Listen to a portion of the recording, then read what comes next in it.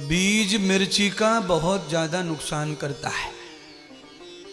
इसीलिए जब से मिक्सर आया है तब से एसिडिटी भी आई है।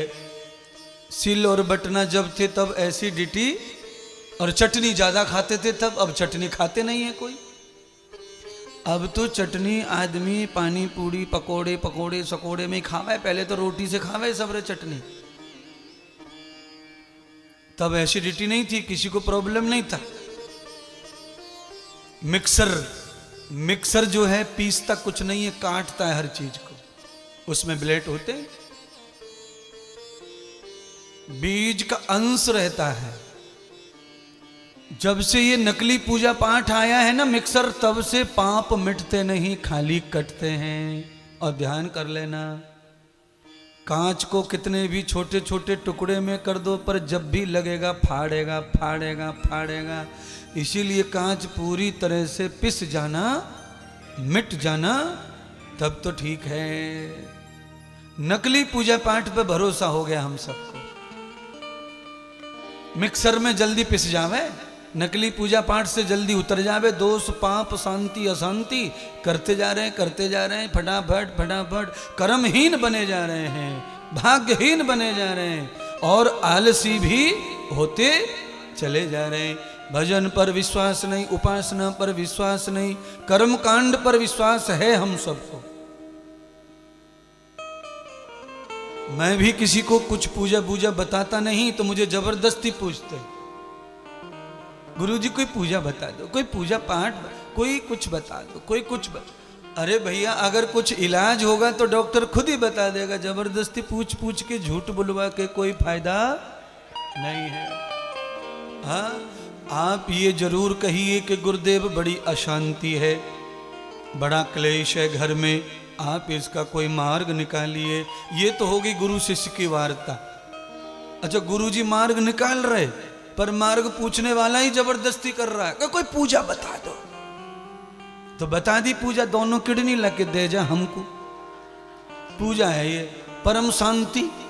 कभी अशांत हो जाए और कभी दोबारा बीमार हो जाए तो गारंटी है। 25-25 की भी जाएंगी तो 50 हो गए, गौशाला बन गई। हमेशा के लिए उद्धारी समझते रहा। ये किडनी वैसे भी तो जलनी है शमशान में भाई, मरने के बाद किडनियों का क्या होएगा, जलेंगी। तू भी खुश हो, तेरे घर वाले भी। हाँ,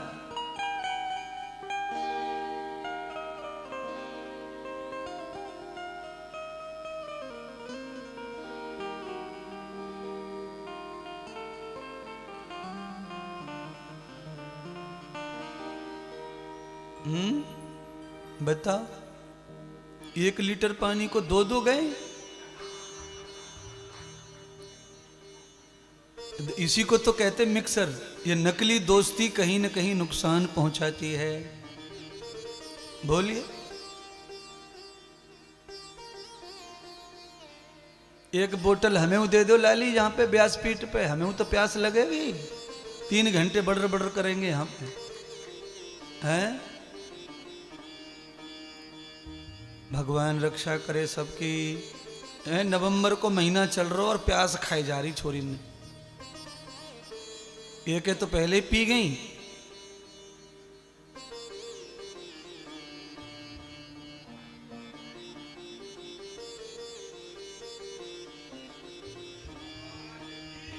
अब ये 1 लीटर पानी के चक्कर में अरबों खरबों की बातें गायब हो गई, खोपड़ी में है नहीं, सुनी थोड़ी है।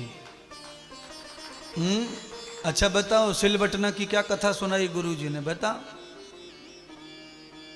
कुछ नहीं।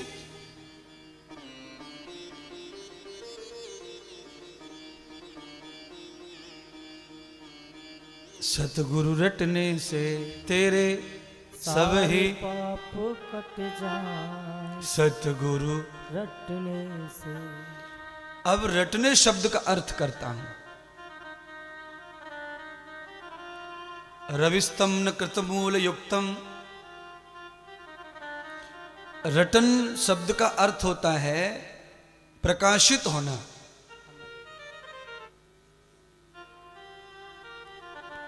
गुरु के द्वारा उदय जो सूरज किया गया है, उस सूरज से तुम्हारे पाप रूपी अंधियारे को समाप्त करना, रटना है।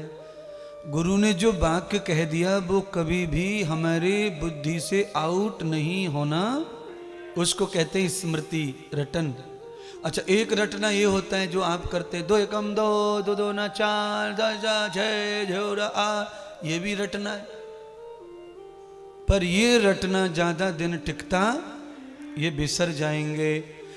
ऐसे रटने को शास्त्रों में कहा रटंत विद्या फलंती नहीं, ये ऐसा रटना है। और हमारा जो दूसरा रटना है, हमने जो ज्ञान दे रहे, जो समझा रहे, वो रटना ऐसा है कि अंधेरा टिक नहीं सकता सूरज के सामने। किसी रात में इतनी ताकत नहीं है जो सूरज का मुकाबला कर पाए। गुरु के वाक्य का मुकाबला कभी अज्ञान कर सकता नहीं, कर सकता है। गुरु के वाक्य में वो ताकत होती है। राम जी ब्रह्म हैं, पर 5 वर्ष की उम्र में गुरु के वाक्यों को सुनने के लिए जंगल चले गए। सोने का सिंहासन, सोने की सेज, सोने की चौखटें लगी महलों में, वो सब त्याग दिए। चारों भाई चले गए जंगल में। रूखा खाना, रूखा सोना, न मैया न पिता, न सुख न शांति, न दास न दासियां, न सेवक। जिनके शरीर में चंदन के उगटन लग के स्नान होते, आज वो खुद ही नदी में नहा नहा कर पढ़ाई कर रहे हैं। निर्वस्त्र मूलम तदवेद युक्तम,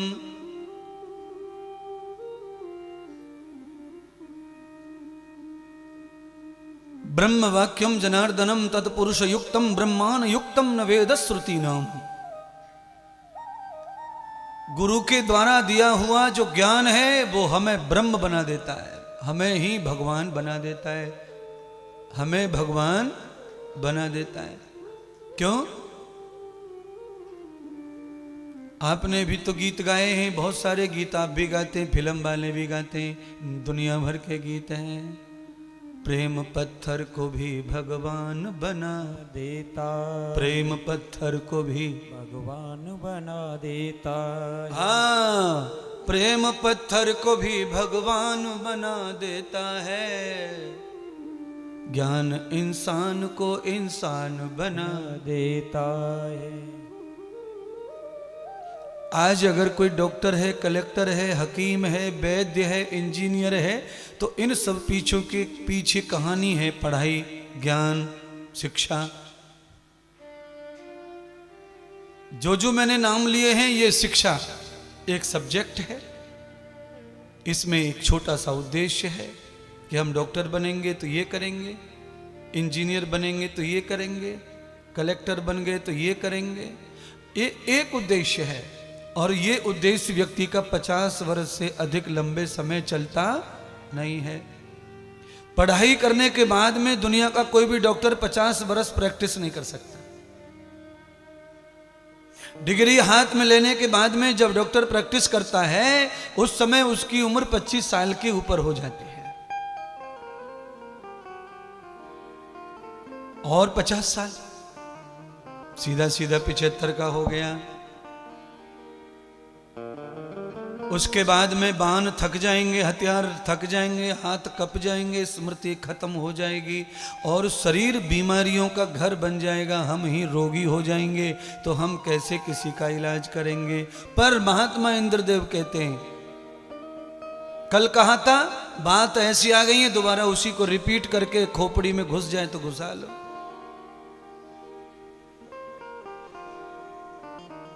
गुरु बचनों को रखना संभाल के, गुरु बचनों में गहरा।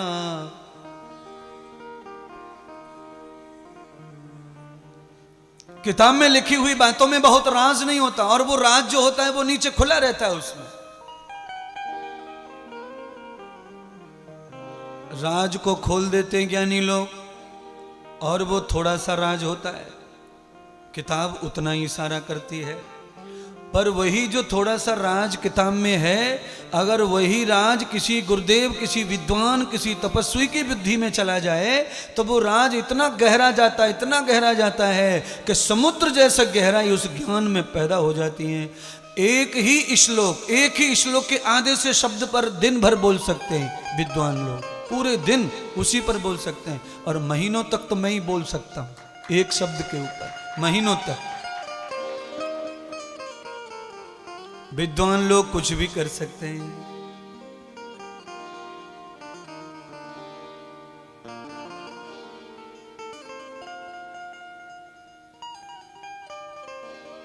महीनों बोल लीजिए, है राम शब्द के ऊपर कम से कम 1-8 लाख महात्मा कथा कर रहे होंगे।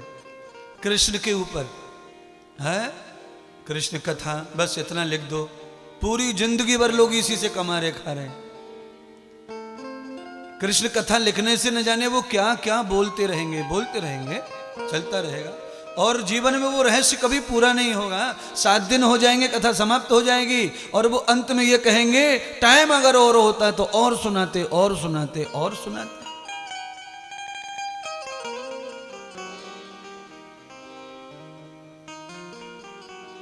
सतगुरु से तू नेह लगा ले, जन्म मरण के फंद छुड़ा ले। जीवन में जिनके गुरुदेव प्रवेश हो जाते हैं उनको आकस्मिक मौत नहीं आती है। पहला तो ये फायदा है, आकस्मिक मौत नहीं आती है, बिना सोचे समझे मौत नहीं आएगी। जिनको गुरु है अच्छा, जिनके जीवन में ठोस सन्यासी कोई बैठ गया, जिनके जीवन में वास्तविक सदगुरु की छाया आ गई, उनको अकस्मात मौत आ ही नहीं सकती। अधूरा जीवन वो नहीं जीते। और जो अपने ऊपर ही डिपेंड जीवन जीते हैं, अपनी बुद्धि से जीवन जीते हैं, उनको रोज धोखा होने का डर है। रोज धोखा हो सकता है, न जाने कब कहां मंजिल छूट जाएगी। इसीलिए हमारे ऋषि महर्षि पहले से लिख के गए हैं कि जीवन की शुरुआत, विद्यालय जाने की शुरुआत भी गुरुदेव से ही करनी चाहिए।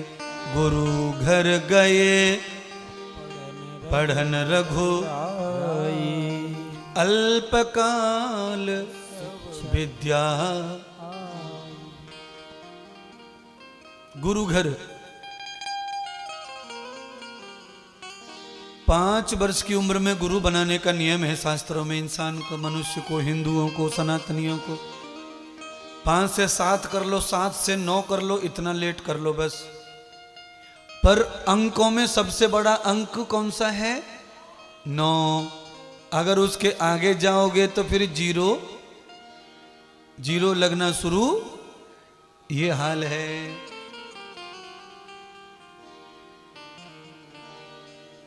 और अंक घटके 1 हो जाता है। 9 के बाद कितना शुरू होता है दोबारा? 1। 9 समाप्त हो गया। 1 2 3 4 5 6 7 8 9। और 9 के बाद अगर आगे बढ़ना है तो 1 0 आ जाएगा, 2 0 3 0 करते चले जाओ, आगे बढ़ते चले जाओ। 1 के बाद 1 2 3 4 5 6 7, जैसे 19 होगा, 19 के बाद में 2 अक्षर आएगा और 0, फिर से वही आएगा 9 तक, फिर 3 आएगा, फिर 0।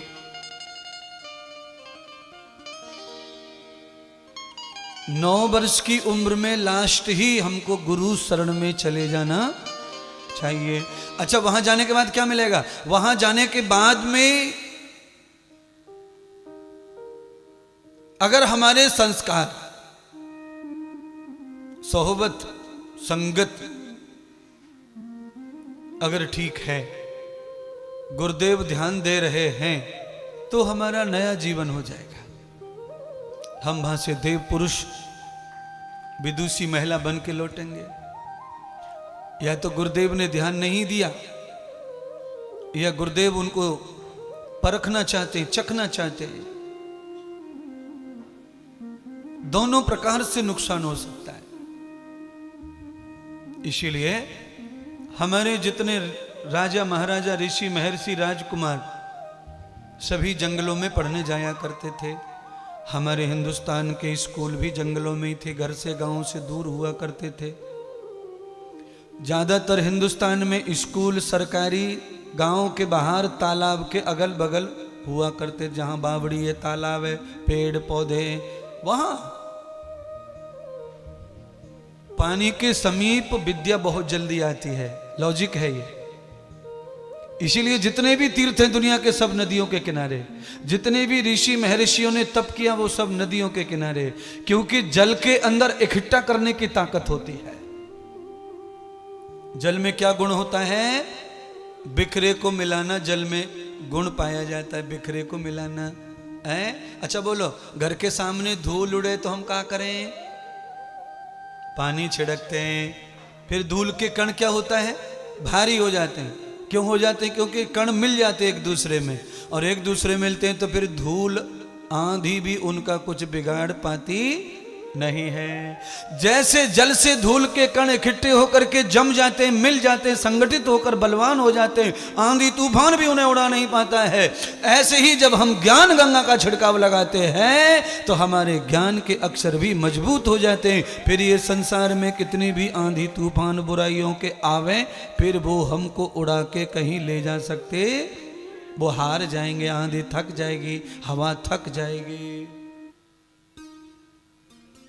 सबसे ज्यादा शराबी लोग मुझे मिलते, क्योंकि काम तो सबको ही होवे, साधुन से, तमाकूबाज, झूठे, जुआ, दिन भर में इन्हीं से मुलाकात करूं। अच्छा, कुछ लोग तो अपनी पत्नियों को लाकर गेट पे छोड़ देते, जा मिल या तेरे गुरु से, और वो बाहर ही खड़ा है। अरे भाई तू अंदर आ जा भाई, संग में दर्शन ले ले, आशीर्वाद ले ले। मैं अभी ऐसा थोड़ी है कि तुम नहीं मानता तो मैं काट दूंगा तुझको, कि पेल दूंगा कोलू में। और मुझे पता भी क्या है कि तेरी बीवी मानती है कि तू मानता है, दोनों पहले आ रहे हैं। पर कई लोग ऐसे हैं महाराज, जो मैं कह रहा हूं, गेट पे ही दरवाजा खोल देते हैं कार का, निकल जा बेटी शेरनी, जा पिंजरे से, खाया पिया। बड़े मुश्किल है संसार के लोगों की महाराज। हैं? बड़ी गुरुजी करती है, चपकी रहे टीवी से। जिस प्रकार से तुम्हारी धर्म पत्नी, बहन, भुआ, माँ, जिसको भी कथा प्रिय है, अच्छी लगती है। अच्छी इसलिए लगती है क्योंकि उन्होंने थोड़ा टाइम दिया टीवी को, कथा को, इसलिए उनको अच्छी लगती है। तू भी देता तो तुझको भी अच्छी लगती है। अच्छा बोलो, अदरक डला हो, हल्दी डली हो, केसर डली हो और दूध घुटेला हो, किसको बुरा लगेगा? हाँ, पर दूध जो पी रहे हैं वही स्वाद जानते हैं। जिसने दूध को पिया भी नहीं और देखा भी नहीं, वो कैसे स्वाद को समझेगा? इसीलिए फिर मैं पूछता हूं, लाली अकेली आई हो? कहां से आई हो? कहां? वहां से आए, मुजफ्फरनगर से। अकेली हो? नहीं, अकेली नहीं। वो आए, कार में बैठे, चलो दर्शन करो, आशीर्वाद लो। पर अच्छे द्वार का ये प्रभाव होता है, जैसे ही भक्तानी 10, 15, 20 मिनट हमारे पास में बैठती है, उसमें ऐसे वाइब्रेशन पैदा हो जाते हैं, पॉजिटिव एनर्जी, कि वो जैसे ही कार के पास में जाती है, बताती है कि दर्शन हो गए गुरुजी, बहुत बढ़िया है, बड़े अच्छे बोले, सबसे मिल रहे हैं, बहुत सब बताए। इतने में ही वाइब्रेशन पास हो जाता है पति की खोपड़ी में भी। वो बोलता अच्छा ठीक है, आए हैं तो चल मैं भी मिल लेता हूं। तो चालू बिना मन के वो भी बिना मन के आ जाता है। और जैसे बिना मन के आया, गुरुजी ने ऐसे हाथ पीछे से बैल के घुमाया, पुचकारी मारी, बैल खुद गाड़ी में जुड़ जावे, गर्दन नीचे कर दे, लाओ जुआ। ये हाल है महाराज। बैल को जब भी गाड़ी में जोड़ना पड़ता है तो पुचकार के ही जोड़ना।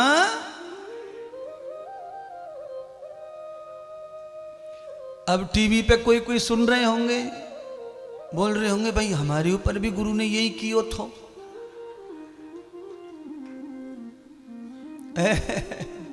जय हो जय हो। सुनिए, महात्मा इंद्रदेव कहो या कोई गुरुदेव कहो, उनका तुमसे केवल इतना स्वार्थ है कि तुम्हारा परिवार सुकून शांति का जीवन जिए, और कोई स्वार्थ नहीं है।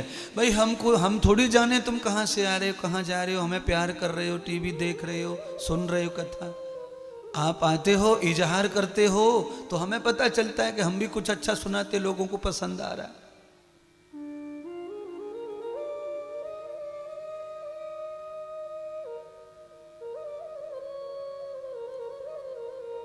जीवन अधूरा है गुरु के ज्ञान बिना।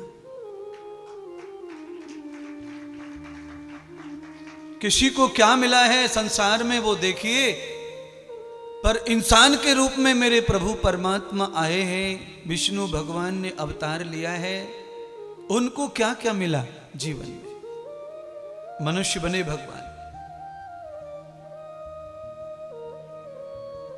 विष्णु भगवान की कथा आज विष्णु पुराण के रूप में समापन की जाएगी, और यही विष्णु पुराण में कल सुनाऊंगा भागवत के नाम से।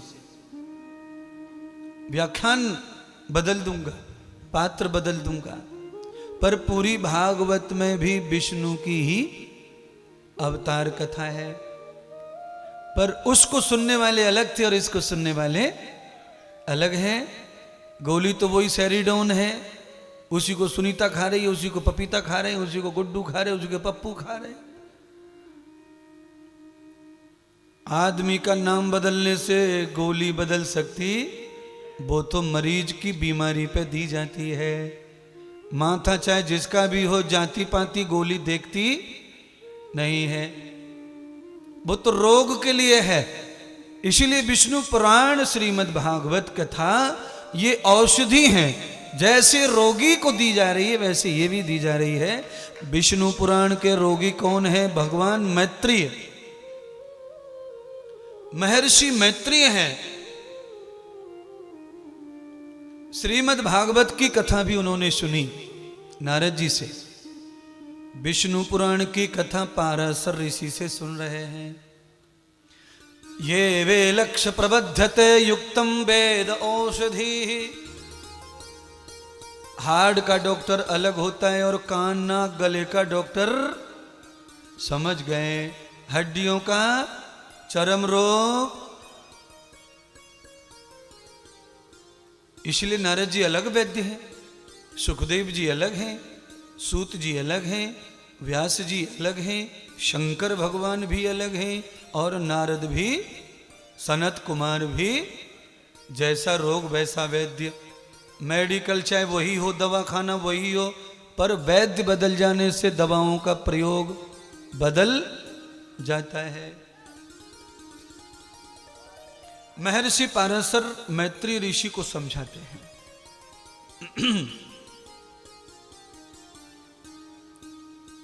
मैत्रेय ऋषि ने अनंत कथा का पान किया, दिव्य कथाएं सुनी, भगवान विष्णु के अनंत रूपों को प्यार किया। कितने सारे रूप भगवान के पाराशर ऋषि ने शब्दों से दर्शन कराए। महर्षि पाराशर कहते हैं, यद दिव्योन कृतम भूयांत देवो। जीवन में समय कभी भी एक जैसा रहता, जीवन में उतार चढ़ाव आते रहते हैं। कभी खुशी के दिन आते हैं, कभी दुख के दिन आते हैं, कभी इतने खुशी के दिन कि हंसते हंसते आंसू निकल जाते हैं, और कभी इतने दुख के दिन आते हैं कि रोते रोते आंसू सूख भी जाते हैं। ये क्या है? तो भगवान पाराशर कहते हैं ऋषि मैत्रेय से, ये हमारे कर्मों की प्रताड़ना है, ये हमारे कर्मों की किताब है जो हमने ही लिखी है, और समय आने पर हमको ही वो पढ़नी पड़ती है। चाहे हमें किताब के लेसन पाठ अच्छे लगे न लगे, पर हमें पढ़ना ही पड़ेगा, पढ़ना ही पड़ेगा, पढ़ना ही पड़ेगा। कर्म ये वे सुतंत्र मूल व्याख्यांत युक्त भवते परतंत्र भोग।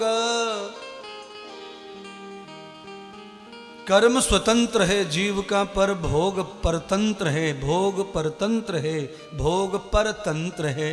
परतंत्र पराधीन है भोग, कर्म स्वतंत्र है। आपके मन में जो भी चलता है वो आप कर सकते, पर उसका परिणाम तुम्हारे मन से आने वाला नहीं है। अच्छा, कई बार तो देखो ऐसा होता है कि घर की भोजन बनाने वाली जो औरत है वो खीर की भगोनी में चम्मच डाल के खीर पे खड़ी रहवे, चलाती रहवे, चलेती रहवे, तो भी नीचे लग बोलो। आदमी सतर्क खड़ा है, सावधान है, चला रहा है, जो उसे करना चाहिए वो ही कर रहा है, फिर भी कहीं न कहीं वो लग तब भी लग जाती है। सावधान रह के भी कभी कभी धोखा हो। क्यों हो जाता है? क्यों हो जाता है? उसके पीछे रीजन है। क्या रीजन है? दो पंक्तियां गुनगुना के रीजन बताते हैं। कर्म लिखी को कहां तक रोवे, कर्म लिखी को कहां तक रोवे, और ये टाली ना टले, और ये टाली ना टले, ये माया संग न चले, ये काया संग ना चले, ओह माया संग ना चले, ये काया संग ना चले, ये माया संग ना चले, ये काया संग ना चले, ये माया संग ना चले, ये काया संग ना चले।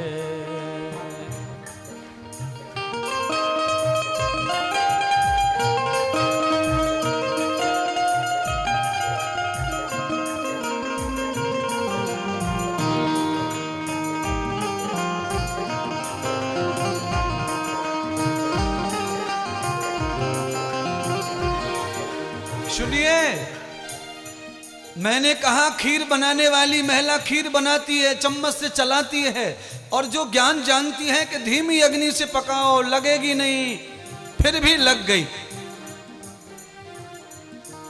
सामने खड़े हम सब लोग किचन में ही दूध उबाल रहे हैं, और ये सोच के उबाल रहे हैं कि दूध उफन ना जाए, उफन ना जाए, फिर भी आंखों के सामने उफन भी गया और फैल भी गया। सब खड़े फिर भी धोखा। ये कैसे हो गया?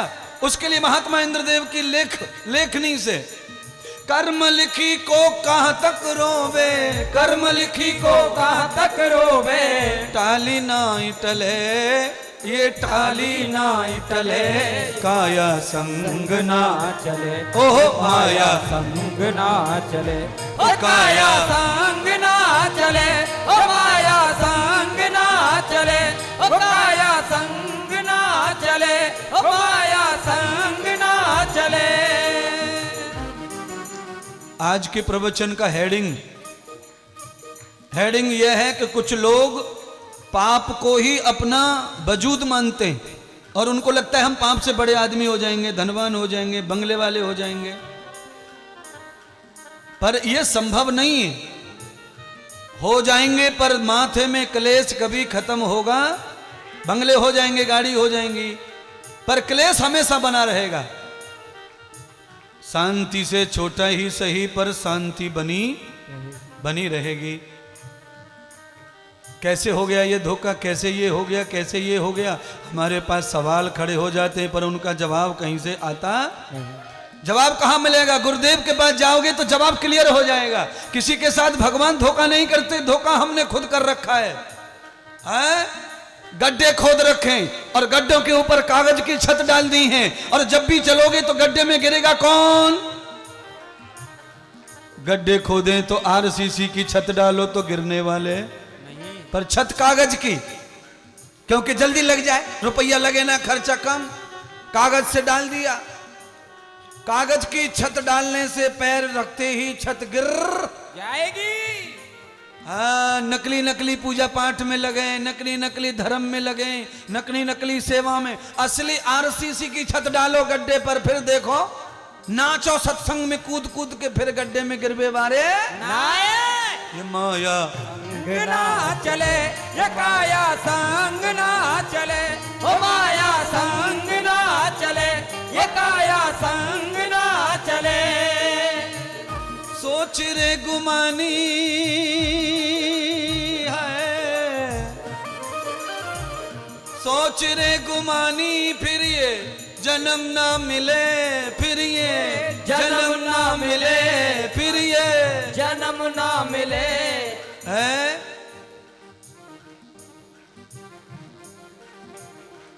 फिर ये बिल्कुल छोड़ दो पीछे की बातें, नया जीवन है। गुरुजी का मतलब नया जन्म, और नया जन्म हो गया तो पीछे की सब भूल जाना पड़ता है। मौका मिला है, दिल खोल के जितनी जवानी उतना नाचना चाहिए कथा में, उतना गाना चाहिए, उतना ही हंसना चाहिए। ये मौका बार बार मिलता, घर चले जाएंगे वही टेंशन, वही क्लेश, वही प्रॉब्लम। गुरु बनाने का मतलब होता है नया जन्म करना। एक जन्म माता पिता के पेट से, दूसरा गुरु के मंत्र से, ज्ञान से। दो जन्म मूर्ति के, एक कारीगर करता है, एक पंडित जी मंत्र डालते हैं, प्राण प्रतिष्ठा। तो आज प्राण प्रतिष्ठा हुई है।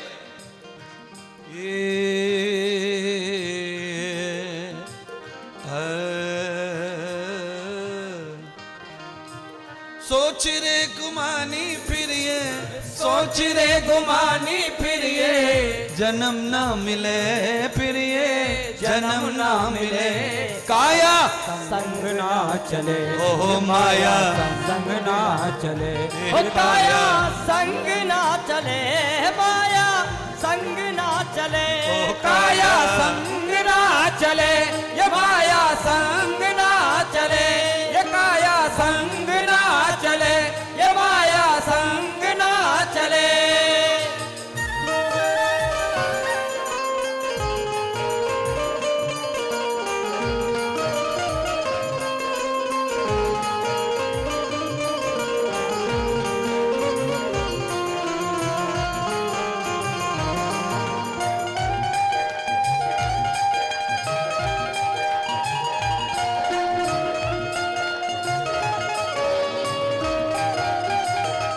ओ भैया,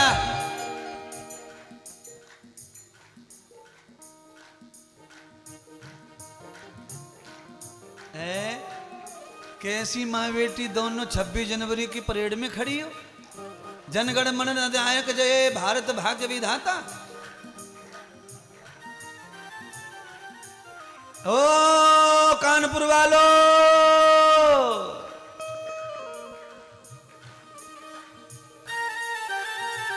हाँ जय हो। ओहो।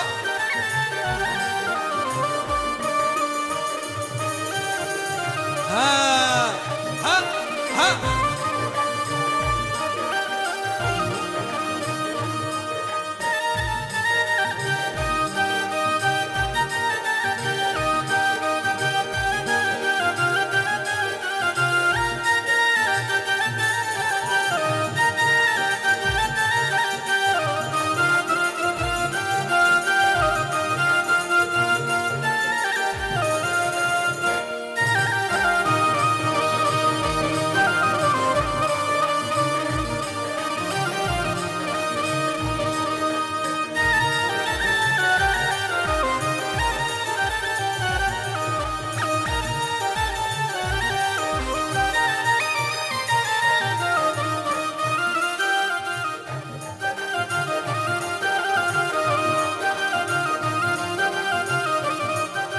संग ना चले, ये माया संग ना चले, ये काया संग ना चले।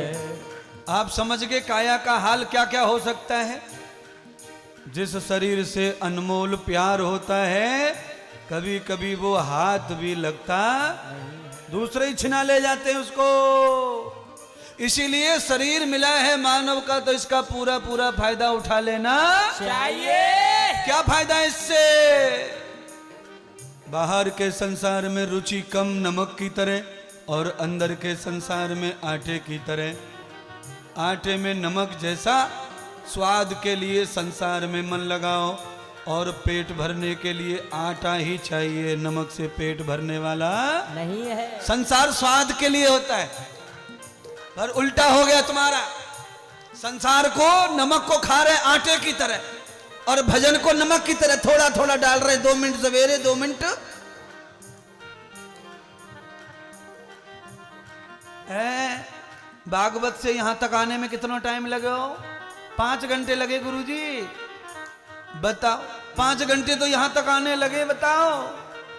भगवान के धाम तक, बैकुंठ तक या स्वर्ग तक या आनंद तक जाने में कितना टाइम लगेगो, इसका किसी के पास में कोई रिकॉर्ड नहीं है।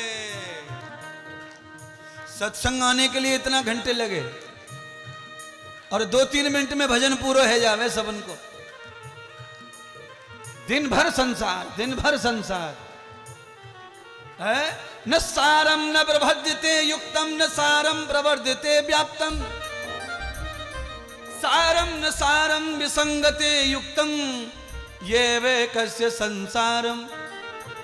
जिसका सार राम और कृष्ण को भी नहीं मिला, उसका सार तुम्हें भी मिलने वाला बीच अधभर में है ये संसार। कितना भी पूरा कर लेना पर ये पूरा कभी मिलता होता नहीं। इसीलिए लौट के आ जाओ गुरु जी के पास।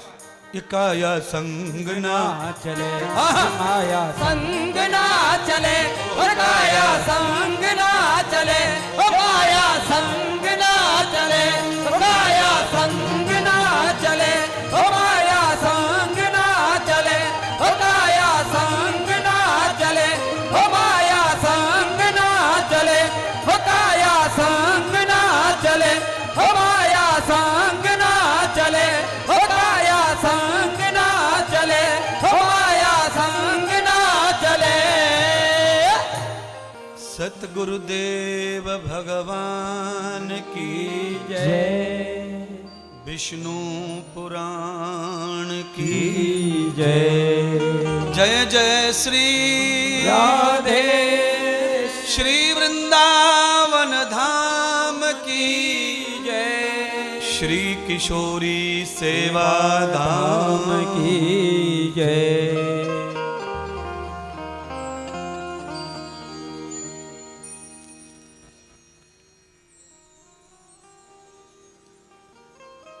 जब भी जीवन में ऐसा लगे कि हमारे साथ ये क्या हो गया, हमने किसी का कभी कुछ नहीं बिगाड़ा, तो समझ लेना चाहिए लिखते लिखते हमसे ही मात्रा गलत हो गई किताब में और छप गई। अब ये कभी मिटरवे वारी कर्म लिखी को कहाँ तक रोबे, और ये टारी ना टरे माया संग ना चले, ओ लाला संग ना चले। 10 6 16 गई खेल में, 40 तिरिया के, और तेरा बचपन हाथ मले, ये काया संग ना चले। स्याही गई सफेदी आई, काले काले घुंघराले सब सफेद पड़ गए। हाँ? बूढ़े ना दिखे किसी को, उसका प्रोग्राम सब लगे पड़े बाथरूमों में अपने अपने, शीशे बड़े लगवा रखे सबने।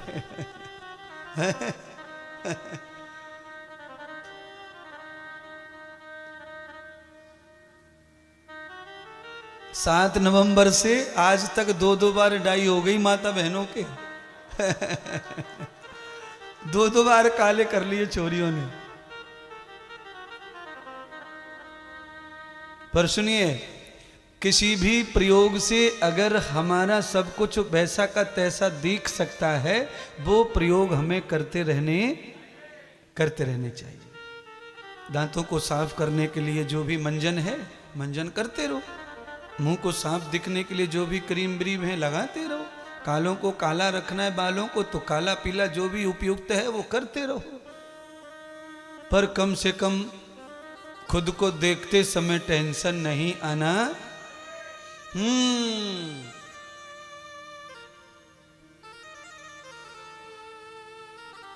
इसीलिए महात्मा ने 2 3 4 लाइन भजन की गाई नहीं। जितनी जरूरत है उतना ही जीरो लियो हाथ में और छोंक दियो। ये तो हम सब जाने कि जीरे और हींग से सब्जी में स्वाद आवे, पर उसमें अगर 250 ग्राम हींग डाल दी जावे तो आएगो स्वाद सबरो। खाते बैठेंगे सबरे घर के। जिस चीज की जितनी आवश्यकता है उतने से ही स्वाद तैयार होगा। 1 किलो आलू में 20 ग्राम नमक चाहिए, 20 ग्राम, क्योंकि आलू में भी नमक होता है, पानी में भी नमक होता है। हाँ, 20 ग्राम बढ़िया स्वाद की सब्जी बनेगी महाराज। 15 ग्राम हल्दी, जीरा भी उतना, हाँ, धनिया भी 20 ग्राम पकड़ लो, हींग 5 ग्राम होनी तब तो ठीक है। धनिया का पाउडर और हींग दोनों भर भर के चम्मच डाल दी तो खा ली सब्जी फिर। इसीलिए संसार को भी नाप तौल के ही पकाना और खाना, पर अंधे होके खा रहे संसार को, आंखें बंद करके संसार भोग रहे। हाँ हाँ, है मेरे फलाने जी ढिकाने।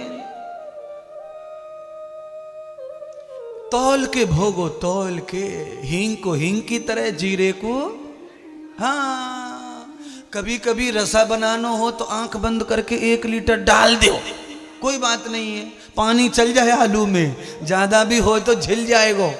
आलू की सब्जी में पानी ज्यादा झिल जावे, दाल में भी पानी ज्यादा झिल जावे। पर चावल पकाते समय पानी का नाप तोल बराबर होना चाहिए, नहीं तो चावल मिलवे वारो घुल जावे, घुल। महात्मा इंद्रदेव जी तौल तौल के ही ज्ञान देते हैं, समझा के, प्रसिद्ध करके। क्यों?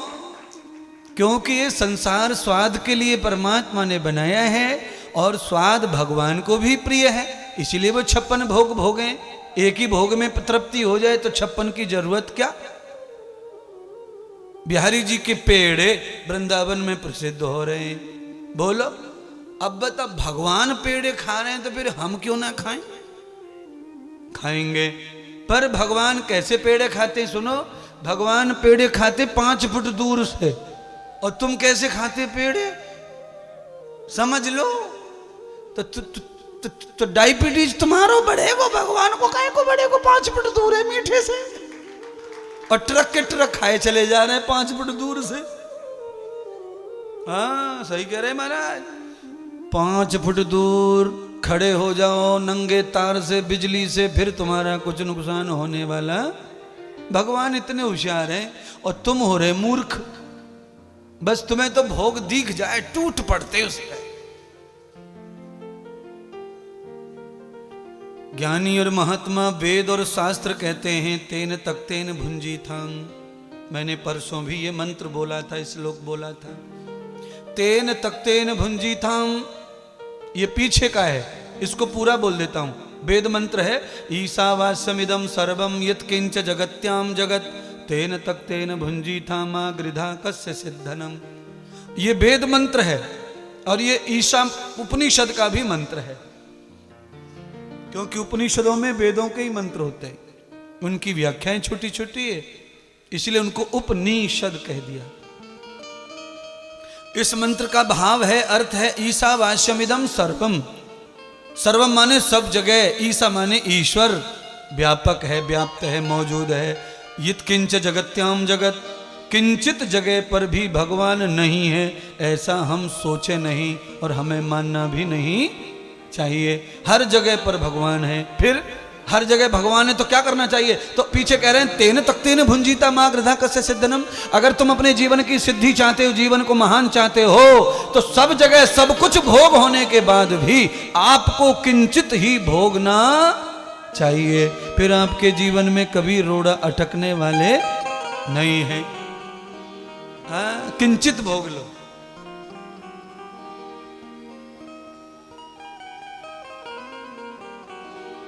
अच्छा, ठंडी पड़ेंगी अब आगे चल के, और ठंडी के लिए भारी भारी कपड़े पहनते हैं।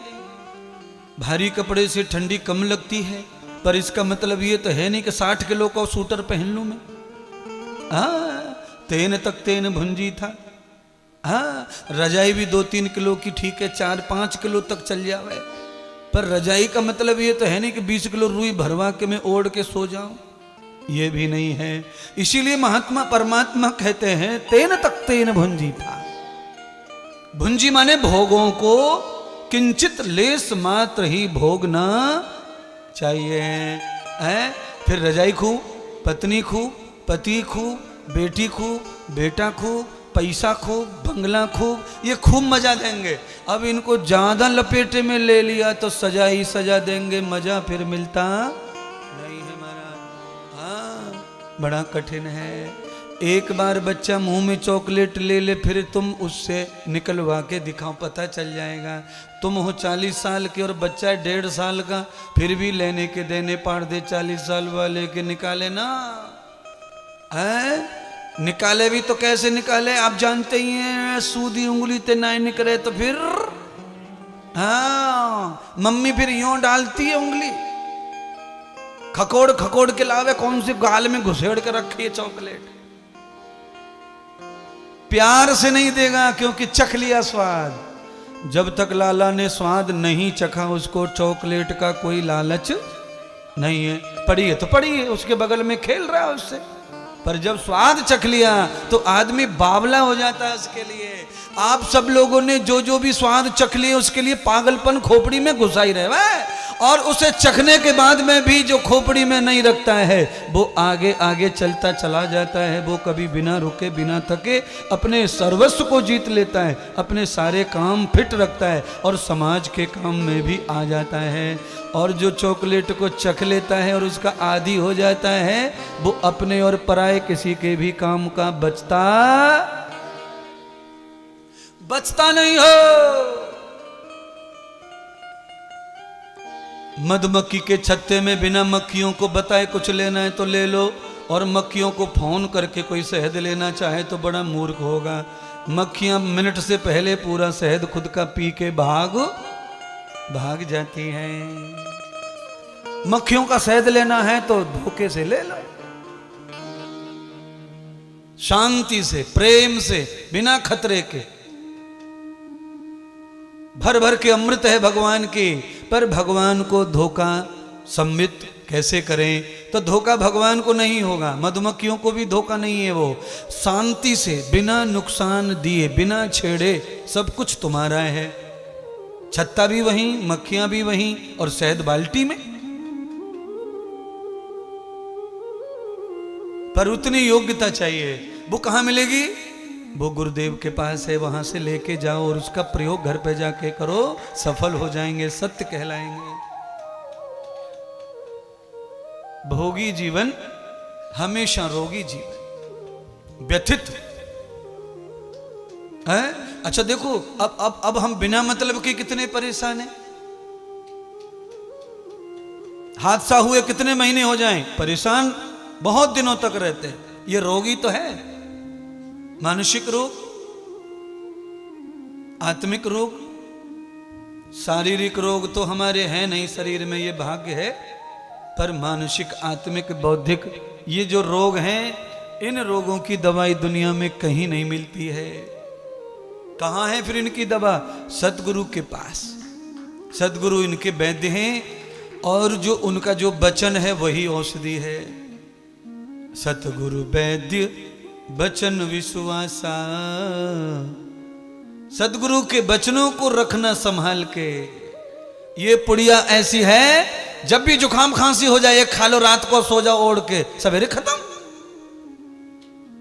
गुरु के वचनों को जो भूल गया उसकी खांसी कभी मिटती, खांसी नहीं मिटती है। कलेश नहीं छूटेगा, जिंदगी भर लपेटे में लेता रहेगा।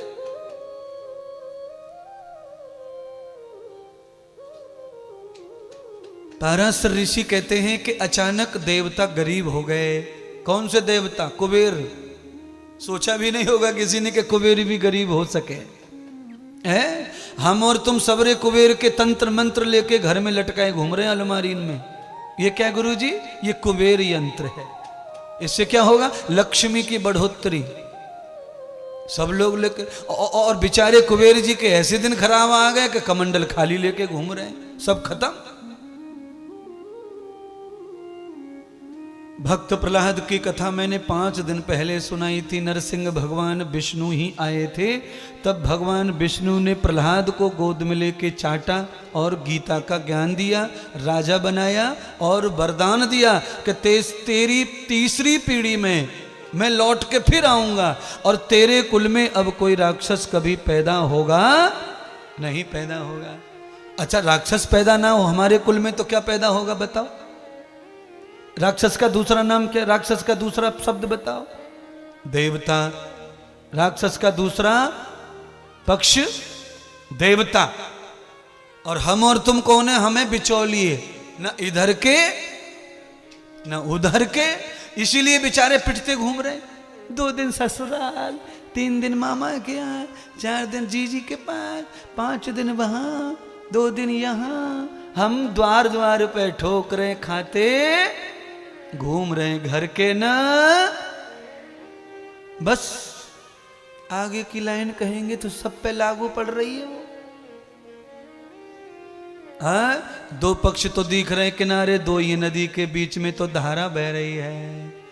राक्षस और देवताओं के बीच में जो बहने वाली धारा है उसका नाम है इंसान। इंसान से बड़ा जगत में भगवान भी होता नहीं है। बोलो, आप ही बताओ। मरी मराई हड्डियां कूलरी में ले जाएं तो कहां ले जाएं? कोई किनारे पे ऊपर डाल के आवे? नहीं, धारा में डाल के आते हैं। इसका मतलब है संसार का नियोजन इंसान के हाथ में है। संसार की अच्छाई इंसान के हाथ में है। संसार की शांति इंसान के हाथ में है। संसार में अशांति इंसान के हाथ में है। परिवार का कल्याण इंसान के हाथ में है। परिवार का उत्थान इंसान के हाथ में है। परिवार का सर्वनाश इंसान के हाथ में है। इंसान मर जाए तो परिवार खत्म हो जाता है और इंसान जी जाए तो परिवार जन्म ले लेता है, संसार जन्म ले लेता है।